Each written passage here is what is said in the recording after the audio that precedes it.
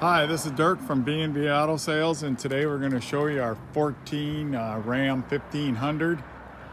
Come from a company out in the Huron area. Pretty nice shape. It's the Tradesman, but it's got some extra options on it. You can see it does got some rock chips on the black painted bumper. Grill's all in pretty good shape. As far as the hood, I don't see any hail or anything on it. One little ding right there you probably can't even see. I don't really see any others. We did put new aftermarket wheels on it, new tires on it.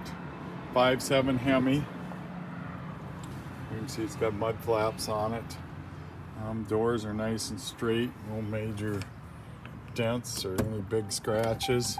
The seat's been come apart here and they sewed it up along the seam. That's probably the worst part on the interior. 99,757 mileage wise. Power windows and locks, cruise, tilt, 4-wheel drive. Got the turnkey transmission, so plus and minus gear controls there with the cruise. There's your information center, automatic headlights. Does have carpet, so that's an upgraded part of the Tradesman part. So, like I said, no tears or rips in the seat. A little bit of dust here and there just from being a fleet truck. They did do a spray-in bed liner on it.